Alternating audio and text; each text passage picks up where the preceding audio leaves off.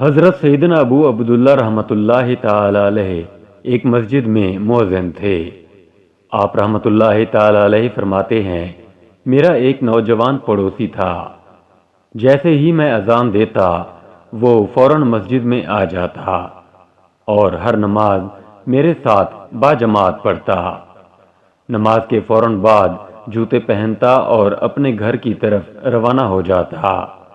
میری یہ خواہش تھی، اے کاش یہ نوجوان مجھ سے گفتگو کرے یا مجھ سے اپنی کوئی حاجت طلب کرے۔ پھر ایک دن وہ نوجوان میرے پاس آیا اور کہنے لگا، اے ابو عبداللہ رحمۃ اللہ تعالی علیہ، کیا تم مجھے کچھ دیر کے لیے عاریتاً قرآن پاک دے سکتے ہو تاکہ میں تلاوت کر سکوں؟ میں نے اسے قرآن پاک دے دیا۔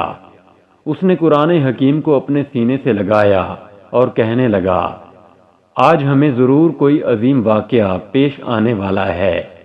یہ کہہ کر وہ نوجوان اپنے گھر کی طرف روانہ ہو گیا اور سارا دن مجھے نظر نہ آیا۔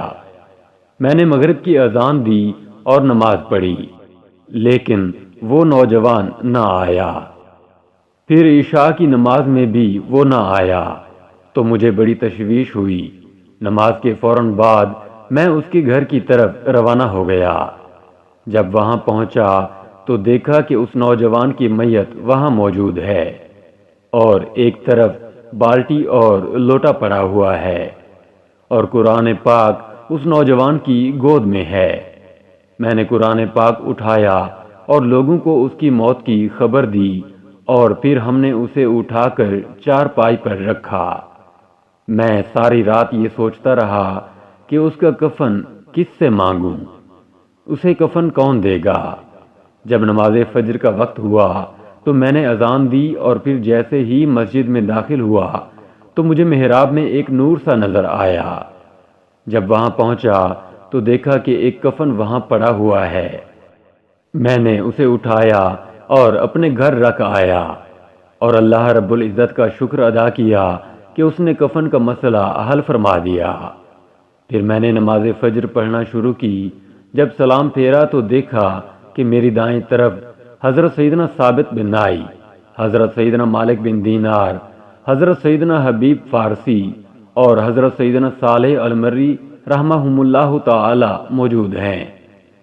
میں نے ان سے پوچھا، اے میرے بھائیو، آج صبح صبح آپ لوگ یہاں کیسے تشریف لائے؟ خیریت تو ہے؟ وہ فرمانے لگے، کیا تمہارے پڑوس میں آج رات کسی کا انتقال ہوا ہے؟ میں نے کہا، جی ہاں، ایک نوجوان کا انتقال ہوا ہے جو میرے ساتھ ہی نماز پڑھا کرتا تھا۔ انہوں نے کہا، ہمیں اس کے پاس لے چلو۔ میں انہیں لے کر اس نوجوان کے گھر پہنچا تو حضرت سیدنا مالک بن دینار علیہ رحمۃ اللہ الغفار نے اس کے چہرے سے کپڑا ہٹایا اور اس کے سجدے والی جگہ کو بوسہ دینے لگے۔ پھر فرمایا، اے حجاج رحمۃ اللہ تعالی علیہ، میرے ماں باپ تجھ پر قربان، جہاں بھی تیرا حال لوگوں پر ظاہر ہوا تو نے اس جگہ کو چھوڑ دیا اور ایسی جگہ سکونت اختیار کر لی جہاں کوئی تجھے جاننے والا نہ تھا۔ اس کے بعد ان بزرگوں نے اس نوجوان کو غسل دینا شروع کیا۔ ان میں سے ہر ایک کے پاس ایک کفن تھا۔ ہر ایک یہی کہنے لگا، اس نوجوان کو میں کفن دوں گا۔ جب معاملہ طول پکڑ گیا تو میں نے ان سے کہا، میں ساری رات اسی پریشانی میں رہا کہ اس نوجوان کو کفن کون دے گا۔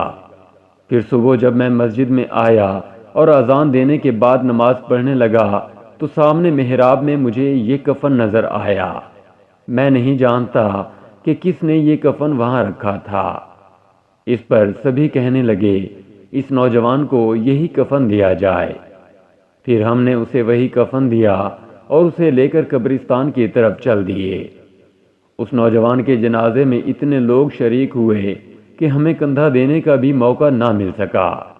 معلوم نہیں کہ اتنے زیادہ لوگ کہاں سے اس نوجوان کے جنازے میں شرکت کے لیے آ گئے تھے۔